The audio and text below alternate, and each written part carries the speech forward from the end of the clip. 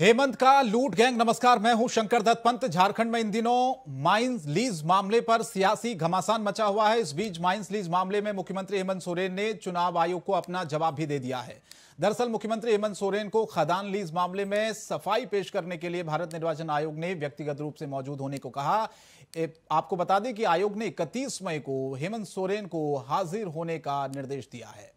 आयोग का यह आदेश शुक्रवार रात को हेमंत सोरेन की ओर से जवाब देने के बाद आया, जिसमें कहा गया कि मुख्यमंत्री हेमंत सोरेन 31 मई को आयोग के सामने अपनी बात को रखें। दरअसल रांची के अनगढ़ा में माइनिंग लीज आवंटन को लेकर हेमंत सोरेन ने भारत निर्वाचन आयोग द्वारा भेजे गए नोटिस के जवाब में यह कहा कि उनके पास फिलहाल कोई माइनिंग लीज नहीं है। और इस पूरे मामले पर अब राजनीति शुरू हो गई है। क्या कुछ कहना है बीजेपी का और कांग्रेस का, सुनिए। खाद्य लीज आवंटन मामले में मुख्यमंत्री ने अंततः चुनाव आयोग को अपना जवाब भेज दिया, लेकिन जवाब में उन्हीं बातों को दोहराया गया है कि मैंने कोई गलती नहीं की, मैंने खान लीज का जो आवंटन था उसको सरेंडर कर दिया। लेकिन जो बातें सामने आ रही हैं, जो ईडी के कार्रवाई के पश्चात सारी चीजें सामने आ रही हैं, निश्चित रूप से एक गंभीर मामला बनता है और लाख प्रयास कर रहे मुख्यमंत्री स्वयं को बचाने का। लेकिन जनता की निगाहों में, जिस जनता ने इनको सर आंखों पर बिठाया था, जनता की निगाहों में गिर चुके हैं। और निश्चित रूप से किसी भी राजनेता के लिए ये बहुत ही क्षति वाला पल होता है जब जनता उसको अपनी निगाहों से नीचे गिरा दे। ईसीआई ने एक नोटिस दिया था, नोटिस का जवाब आदरणीय मुख्यमंत्री जी ने दे दिया है। अब उसके बाद ईसी को फैसला लेना है कि ईसी जवाब से संतुष्ट है कि नहीं है, या उनसे बातचीत करके संतुष्ट होगी।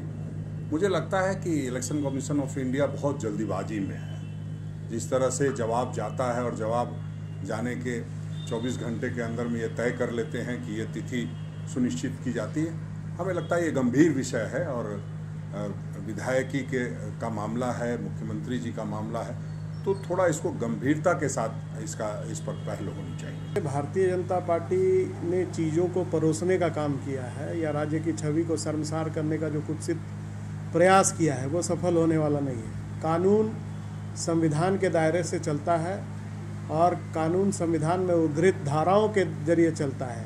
और जहाँ तक ऑफिस ऑफ प्रॉफिट का मामला है, तो जो दृष्टांत हैं पहले के केसों के, उसमें ये साफ उद्धृत है कि इस प्रकार के मामलों को ऑफिस ऑफ प्रॉफिट के दायरे में नहीं लाया जाता है। और इस पूरे मामले पर राजनीति शुरू हो गई है और बीजेपी की तरफ से ट्वीट भी किया गया है। बाबूलाल मरांडी ने निशाना साधा है, कई सारी बातों का जिक्र किया। क्या लिखा उन्होंने, दरअसल आपको बताते हैं, क्योंकि लगातार जिस तरह से ये पूरा मामला सामने आया है माइनिंग लीज का, उसके बाद कई सारे सवाल अब उठ रहे हैं और बीजेपी ने भी इस पर सवाल उठाए हैं। और साथ ही साथ बाबूलाल मरांडी ने ट्वीट करके लिखा है कि मुख्यमंत्री हेमंत सोरेन जी, आपने वो न सिर्फ पद का दुरुपयोग कर गलत तरीके से पत्थर खदान लिया, बल्कि चोरी पकड़ी गई तो गलत तरीके से सरेंडर भी कर दिया। खनिज नियमावली 2004 के रूल 26 के मुताबिक आपको सरेंडर से 6 महीने पहले नोटिस देना था, लेकिन आप तो राजा है ना, जो मर्जी सो करेंगे। यानी कि बीजेपी कह रही कि नियम जो 26 था, खनिज नियमावली 2004 का रूल 26, उसका उल्लंघन हुआ है। एक और ट्वीट बाबूलाल मरांडी ने किया है, उन्होंने लिखा है कि जिस तरह से खान लीज लेने के बाद लौटा देने के तर्क से आप कैसे बच सकते हैं, यह सवाल पूछा मुख्यमंत्री हेमंत सोरेन जी। खान खदान से तो आपका लूट प्रेम अब देश दुनिया के सामने उजागर हो गया है। आपके के श्रीनिवास जैसे अधिकारी को सचिव के वेतनमान में प्रोन्नति से पहले खान विभाग का सचिव बना दिया गया। ये एक के बाद एक ट्वीट बाबूलाल मरांडी ने किए हैं और लगातार सरकार पर सवाल भी उठाए हैं। लेकिन सवाल अब यह है कि लगातार जिस तरह से ये पूरा मामला सामने आया है, उसमें बीजेपी ने सरकार को घेर दिया है चारों तरफ से। और झारखंड में इसी को लेकर अब सियासत भी तेज हो गई है।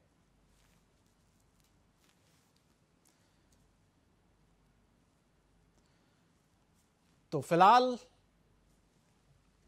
यह ट्वीट बाबूलाल मरांडी की तरफ से किया गया, जिसमें कई सारी बातों का उन्होंने जिक्र भी किया और खनिज नियमावली 2004 का जो रूल नंबर 26 है, उसका उन्होंने हवाला दिया। कहा, खनिज नियमावली 2004 के रूल 26 के मुताबिक आपको सरेंडर से 6 महीने पहले नोटिस देना था, लेकिन आप तो राजा हैं, जो मर्जी सो करेंगे, निशाना साधा है सवाल पूछा है।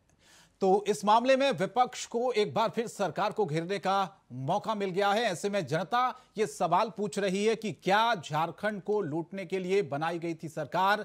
सवाल यह भी कि क्या लूट के लिए अधिकारियों की फौज तैयार हुई थी? आज हम करेंगे इसी विषय पर चर्चा। कुछ खास मेहमान भी हमारे साथ इस वक्त जुड़ेंगे, लेकिन सबसे बड़ा सवाल यह है कि जिस तरह से पूरा मामला सामने आया उसके बाद बीजेपी ने कई सारे सवाल उठाए हैं।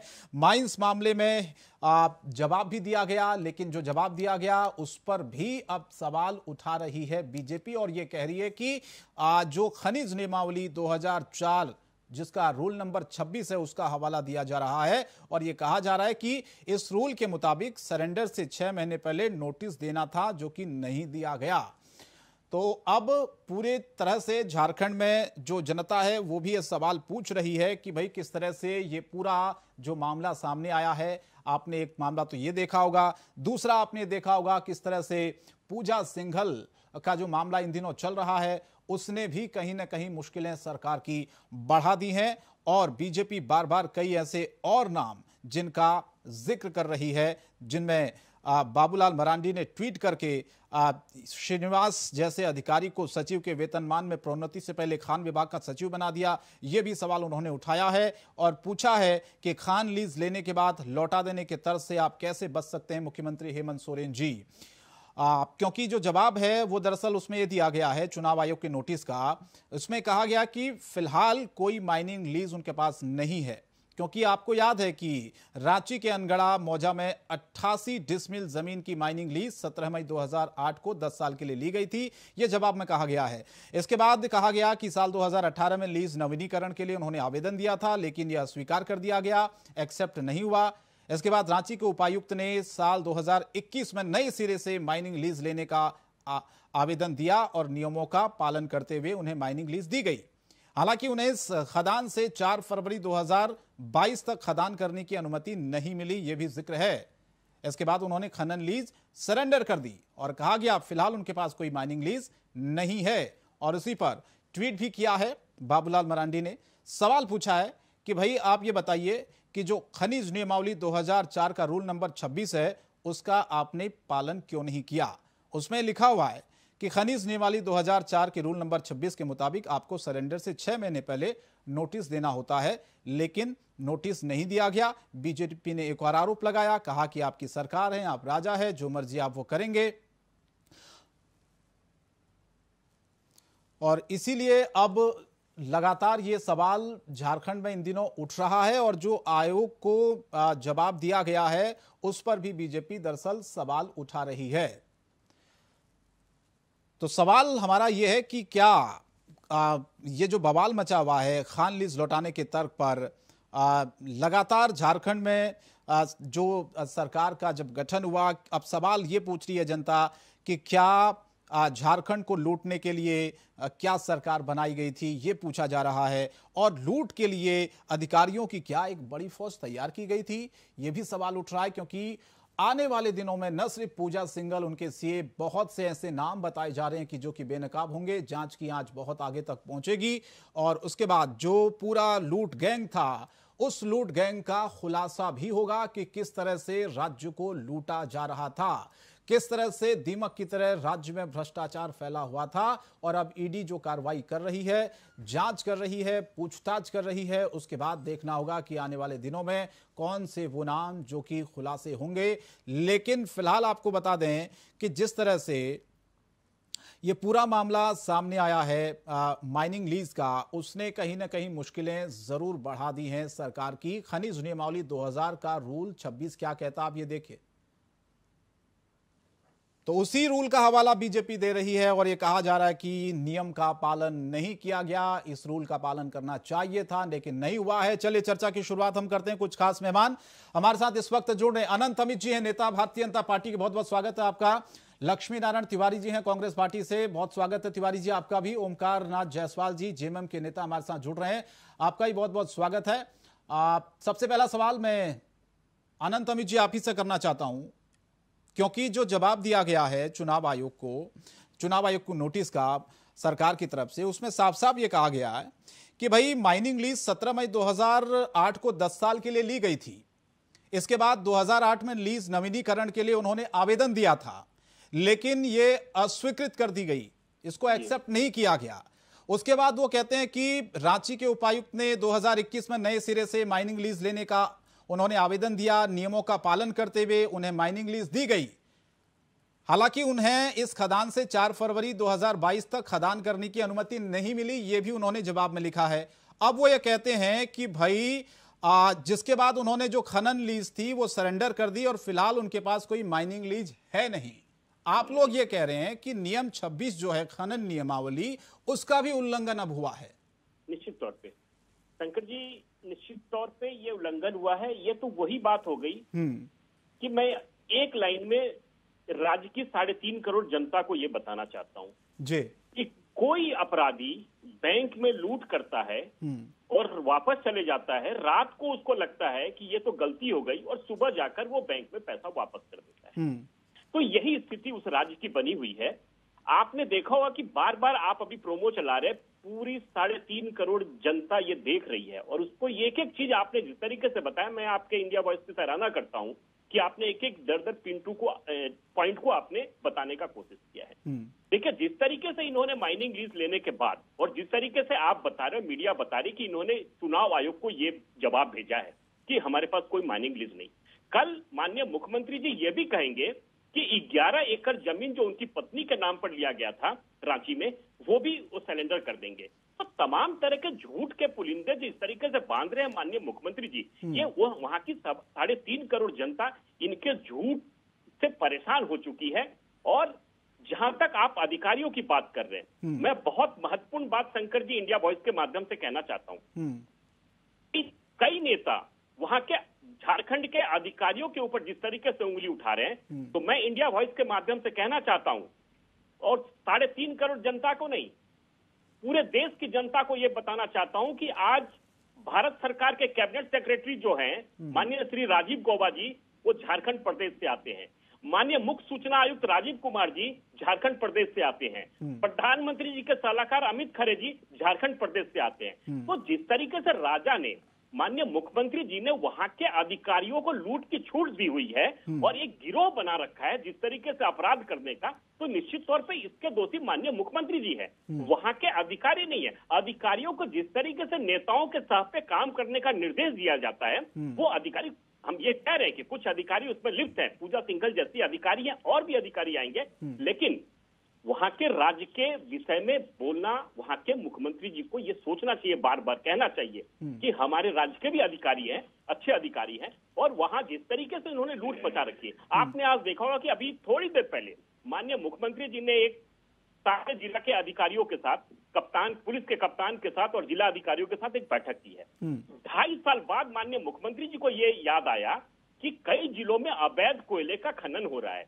माननीय मुख्यमंत्री जी, अब वहां की 3.5 करोड़ जनता इन सब आपके ढकोसलों में आने वाली नहीं है। आपने वहां की जनता का तिल तिल करके आपने वहां के कोयला खनन का उत्खनन अवैध तरीके से नहीं किया है, आपने 3.5 करोड़ जनता के विश्वास को लूटने का काम किया है और वहां की जनता आपको आने वाले समय में इसका भयंकर जवाब देने जा रही है। और आपके ये झूठे पराक्रम से आपके चेहरे का नकाब ये उतरने वाला नहीं है। यहाँ सारी जनता जान चुकी है, प्रदेश की नहीं देश की भी जनता जान चुकी है किस तरीके से आपने गिरोह बना के उस राज्य को लूटने का काम किया और लगातार निरंतर ये लूट जारी है। ठीक है, मैं जवाब लूंगा तिवारी जी आपसे, लेकिन मुझे मजबूरन एक छोटा सा ब्रेक अभी लेना पड़ रहा है। एक छोटा सा ब्रेक ले रहे हैं, फौरन हाजिर हो रहे हैं। ब्रेक के बाद इस चर्चा को आगे बढ़ाएंगे।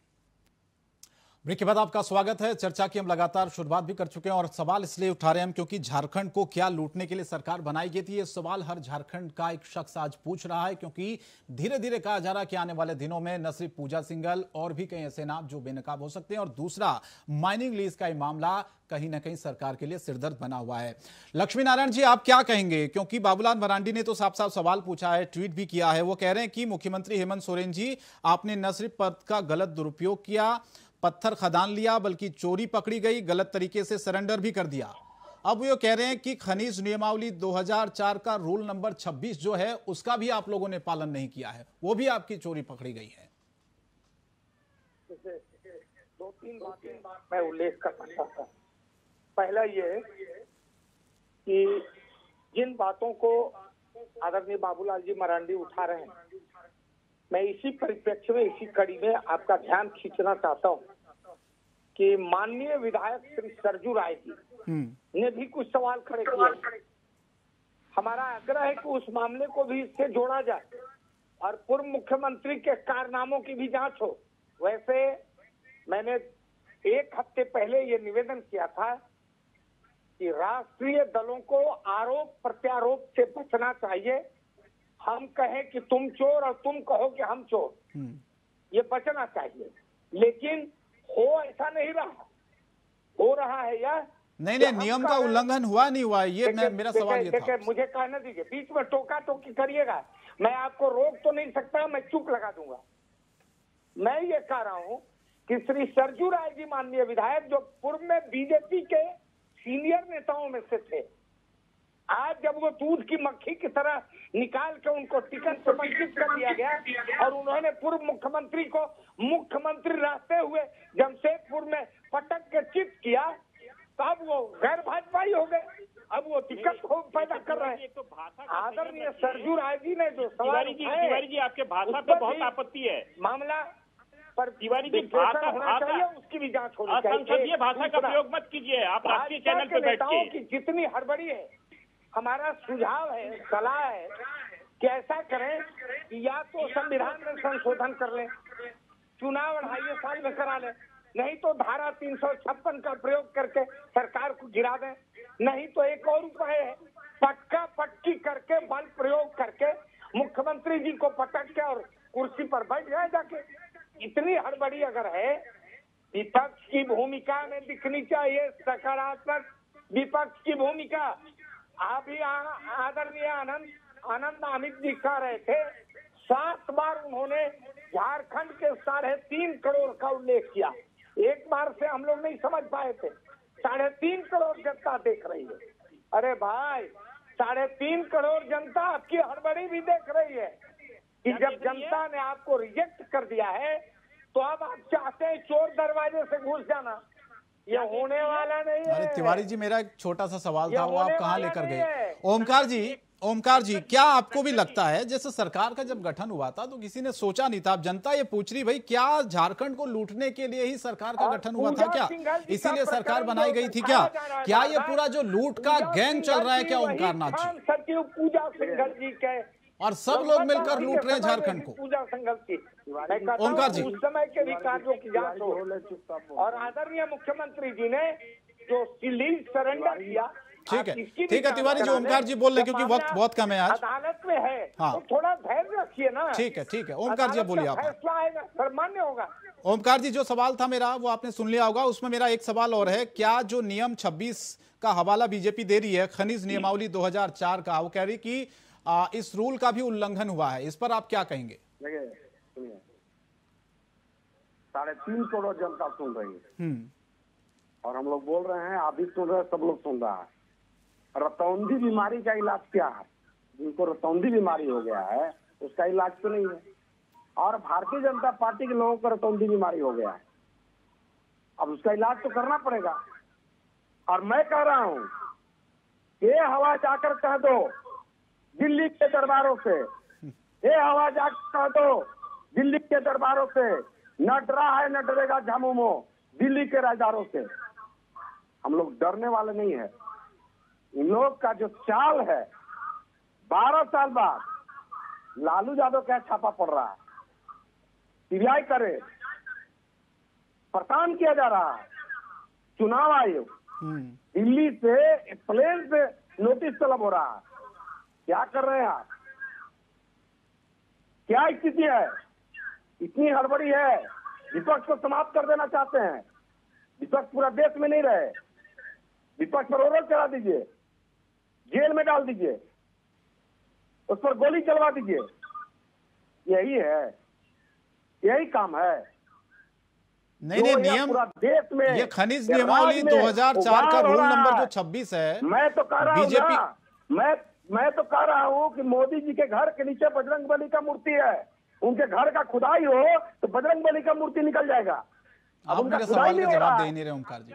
सवाल का जवाब यही है, उनके घर का खुदाई हो तो बजरंगबली का मूर्ति उनके घर में है गुजरात में। खुदाई होना चाहिए।